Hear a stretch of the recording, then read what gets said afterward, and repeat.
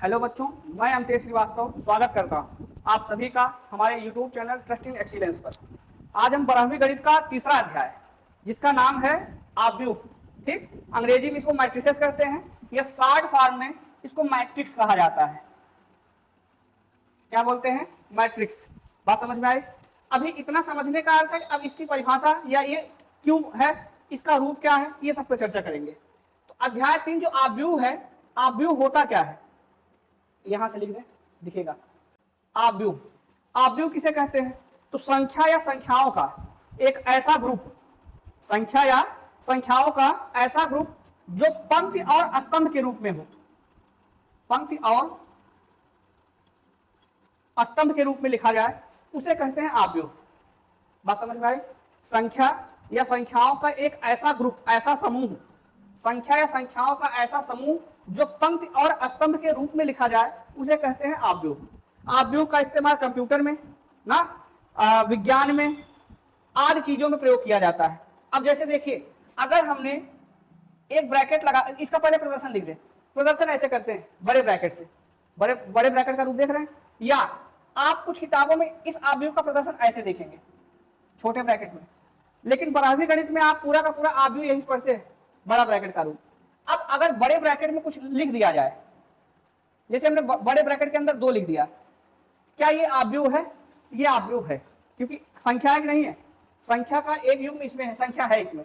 अगर मैंने बड़े ब्रैकेट के अंदर 2, 3, 4, 5 ऐसा लिख दिया, क्या ये आव्यूह है? देखिए, पंक्ति में और स्तंभ में संख्याओं को ही लिखा गया है, ये क्या है? आव्यूह है। तीसरा, अगर मैं इसको ऐसे लिख देता, 2, 3, 4, 5, 6, 7, 8, 9, 10, क्या ये आव्यूह है? ये भी आव्यूह है। संख्याओं का जो युग्म है, मतलब संख्याओं का जो रूप है, समूह है, उसको किस रूप में लिखा हमने? पंक्ति के रूप में और स्तंभ के रूप में, यही तो लिखा गया है, ये भी आव्यूह है।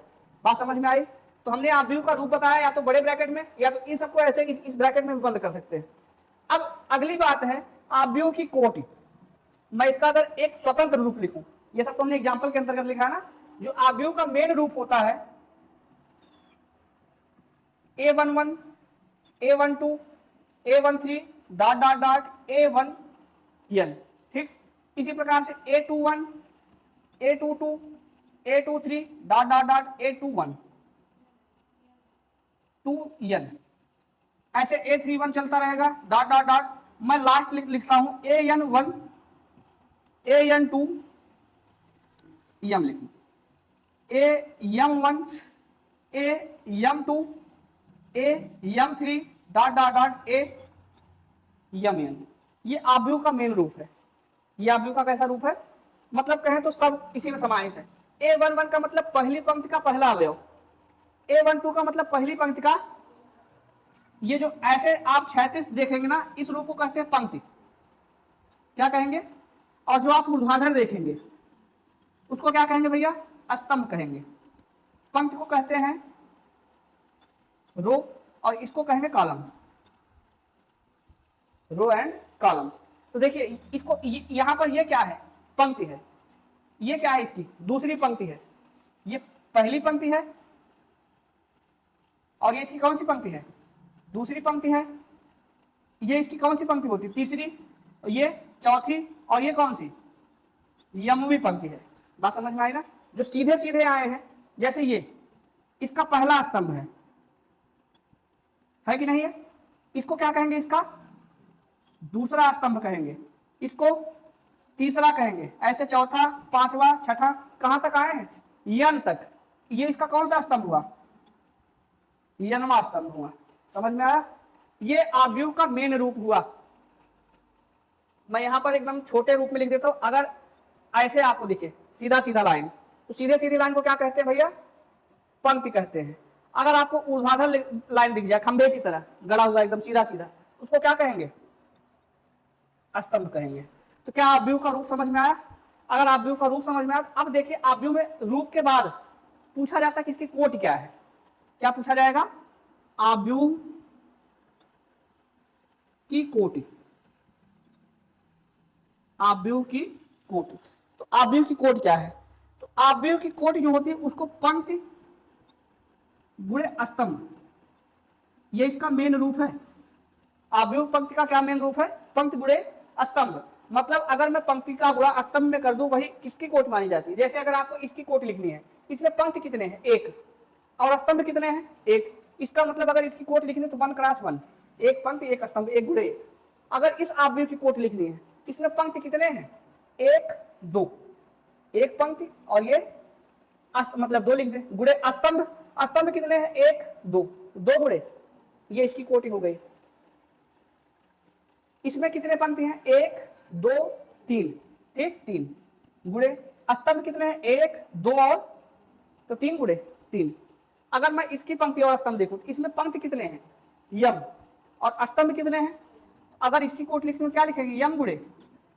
समझ में आया? तो ये आव्यूह की कोटि हो गई। क्या इतनी बात क्लियर है? इसके बाद है आव्यूह के प्रकार ना। इसके बाद क्या आपको पढ़ना है? आव्यूह, यहां तक दिख रहा है भैया? आव्यूह के प्रकार। तो प्रकार भी यही, पहले पंक्ति आव्यूह फिर स्तंभ आव्यूह, यही शुरू करते हैं। प्रकार में सबसे पहले हमें क्या पढ़ना है? पंक्ति आव्यूह। पंक्ति आव्यूह किसे कहते हैं? एक ऐसा आव्यूह जिसमें केवल पंक्ति दिया हो और कुछ ना दिया हो, उसे क्या कहेंगे? मतलब इसकी कोई एक लाइन लिख दी जाए। जैसे मैं बड़ा ब्रैकेट बना दूं, इस ब्रैकेट के अंदर मैं लिख दूं 2 3 4 5 6, केवल पंक्ति ही तो है। और दूसरी बात आप हमेशा याद रखिए, कामा मत लगाइएगा। जब आप कामा लगा देंगे तो फिर वो गलत हो जाएगा आपका। कामा का प्रयोग नहीं करना है। 2 3 4 5 6 कैसा आव्यूह है? केवल पंक्ति ही तो है जिसमें एक पंक्ति हो। स्तंभ की गणना नहीं करनी। स्तंभ तो इसमें कितने निकलेंगे? 1 2 3 4 5, कितने स्तंभ निकले? लेकिन पंक्ति कितना निकला? लाइन तो ऐसे एक ही है, एक ऐसे देखिए 1 2 3 4 और 5। इसका मतलब अब बताइए इसकी कोट कितनी है? 1 गुणे 5। तो ऐसा आव्यूह जिसकी कोट 1 क्रॉस n की हो, जिसकी कोट कितने की हो? पंक्ति तो एक ही होगी, स्तंभ की संख्या कितनी हो सकती है? n हो सकती है। उसको कौन सा आव्यूह कहेंगे? पंक्ति आव्यूह कहेंगे। इसका उल्टा जिसकी कोट n क्रॉस 1 की हो, उसे क्या कहेंगे? स्तंभ आव्यूह कहेंगे। बात समझ में आई ना? स्तंभ आव्यूह में क्या होता है? इसका उल्टा, मतलब अगर मैं दूसरा प्रकार लिखूं, प्रकार में स्तंभ आव्यूह, ऐसा आव्यूह जिसमें केवल स्तंभ दिया हो, दिख रहा है? ठीक, जिसमें जैसे यही चीज अगर मैं यहां लिख दूं 2 3 4 5 6, ठीक। अब ये बताइए, एक पंक्ति, दूसरी पंक्ति, तीसरा, चौथा और पांचवा, 5 पंक्तियां हैं। स्तंभ कितने हैं? एक का ही तो है। स्तंभ की गणना करेंगे तो स्तंभ कितना निकलेगा? 1 निकलेगा। तो सीधी सी बात है, इसकी कोटि अगर लिखनी है तो इसकी कोटि कितनी है? यहां पर पंक्ति कितने हैं? 5, स्तंभ कितने हैं? 1। तो यहां पर 5 गुणे, और यहां पर क्या बना था? समझ में आया ना? तो जिसकी कोटि 1 क्रॉस n की हो उसे कहेंगे पंक्ति आव्यूह। जिसकी कोटि n क्रॉस 1 की हो उसे कहेंगे स्तंभ आव्यूह। जिसमें एक पंक्ति हो उसे पंक्ति आव्यूह, जिसमें एक स्तंभ हो उसे, बात समझ में आई ना? तो ये 2 प्रकार हो गए। इन सबको मिटा के साफ सुथरा लिखें। 2 3 4 5 6, 5 गुणे 1। समझ में आया इतना? अगर मैं तीसरे की बात करूं, 2 प्रकार हो गए। पहला प्रकार पंक्ति आव्यूह, दूसरा प्रकार स्तंभ आव्यूह। तीसरा है वर्ग आव्यूह। ऐसा आव्यूह जिसमें, देखिए आप परिभाषा जो मैं बोलता हूं वही आप लिख सकते हैं। क्या लिखना है? ऐसा आव्यूह जिसमें पंक्तियों और स्तंभों की संख्या समान हो। ऐसा आव्यूह जिसमें पंक्तियों और स्तंभों की संख्या समान हो उसे कहते हैं वर्ग आव्यूह। जैसे देखिए ये कैसा आव्यूह है? एक पंक्ति है, एक ही स्तंभ है। ये कैसा आव्यूह है? एक ही, 2 पंक्ति है, 2 स्तंभ है। ये कैसा आव्यूह? वर्ग आव्यूह। 2 3 पंक्ति है, 3 स्तंभ है। तो ये जो तीसरा आपने वर्ग आव्यूह देखा, आप इन तीनों एग्जाम्पल को किसमें रख सकते हैं? वर्ग आव्यूह में रख सकते हैं। बात समझ में आई ना? मैं एरो लगाकर इधर कर देता हूं, आप समझ लीजिएगा। ये वर्ग आव्यूह तक समझ में आया ना? वर्ग आव्यूह के बाद है चौथा विकर्ण आव्यूह। वर्ग आव्यूह के बाद क्या पढ़ना है भैया? विकर्ण आव्यूह। विकर्ण आव्यूह मतलब एक ऐसा वर्ग आव्यूह जिसमें केवल विकर्ण हो, बाकी सब क्या हो? 0 हो, उसे कहेंगे विकर्ण आव्यूह। जैसे मैं लिख दूं 2 0 0, ठीक। 0 3 0 0 0 4। क्या आपको विकर्ण ही तो दिख रहा है केवल, बाकी उसके बाद सभी एलिमेंट्स क्या है, इसे कहते हैं विकर्ण आव्यूह। और पांचवा है अदिश आव्यूह। कौन सा आव्यूह, अदिश आव्यूह। अदिश आव्यूह का मतलब एक ऐसा आव्यूह, एक ऐसा विकर्ण आव्यूह, एक ऐसा विकर्ण आव्यूह जिसमें विकर्ण समान हो बाकी सब जीरो। जैसे यही चीज अगर मैं लिखता 2 0 0 0 2 0 0 0 2, ये 3x3 कोट का है और ये भी 3x3 कोट का है। यहां पर देखिए विकर्ण अलग अलग थे और यहां पर विकर्ण क्या है, लेकिन एक ना हो, एक होने की अवस्था में नाम बदल जाएगा, एक के अतिरिक्त चाहे जो। बात समझ में आई ना। तो इसमें विकर्ण दिया हो, विकर्ण के अलावा सब जीरो हो। इसमें क्या हो कि विकर्ण समान दिया हो, एक ना हो, तो ये है कैसा आव्यूह। और छठा है मात्रक आव्यूह, आइडेंटिटी मैट्रिक्स कहते हैं। ऐसा विकर्ण आव्यूह, ऐसा विकर्ण आव्यूह जिसमें विकर्ण एक हो बाकी सब जीरो हो, ऐसा तत्समक भी कह सकते हैं इसको। बात समझ में आई ना। इसको क्या कह सकते हैं, तत्समक। सदिश में चले गए थे, सदिश को मात्रा, सदिश में एक के लिए किसका प्रयोग करते हैं, मात्रक का।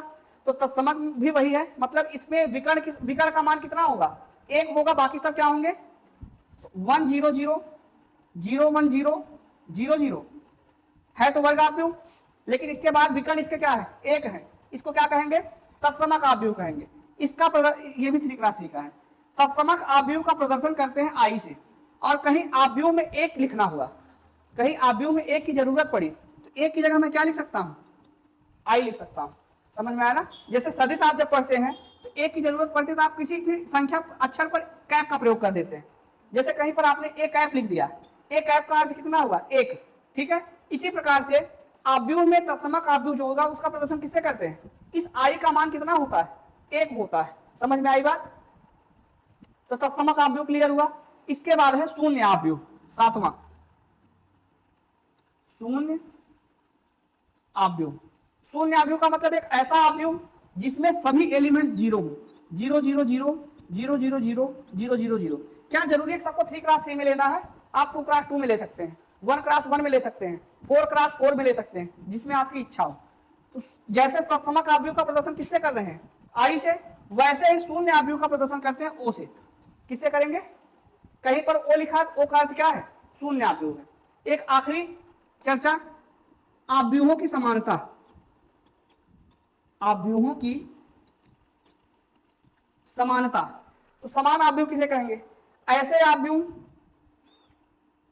जैसे मैं एक आव्यूह लिखूं x y z और k, और इधर मैं लिखूं y k x z, क्या यह समान है, x यहां पर x यहां पर y अलग अलग हो गए ना, इसका मतलब समान नहीं है।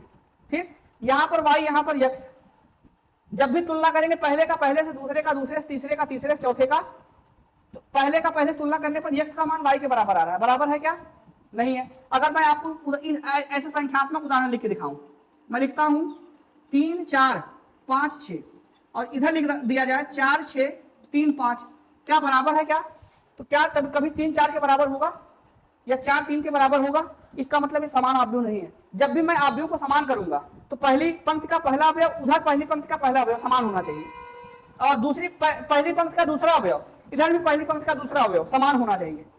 दूसरी पंक्ति का पहला अवयव दूसरी पंक्ति का पहला अवयव दोनों तरफ समान होना चाहिए, मतलब इधर जो अवयव हो सेम उधर भी वही अवयव होना चाहिए, तब तो समान है। इसको समान कब कहते हैं, जब ये ऐसा लिखा रहता है 3 4 5 6 बराबर 3 4 5 6, अब ये बराबर है, अब ये समान है। समझ में आया ना। इतना अगर आप पढ़ लेंगे तो आपको 3.1 में कोई समस्या नहीं आएगी। बात समझ में आई। इतना जानने के बाद आपको 3.1 के लिए कुछ जानना अतिरिक्त नहीं है, इतने से आप 3.1 जान जाएंगे पूरा। लिख लीजिए।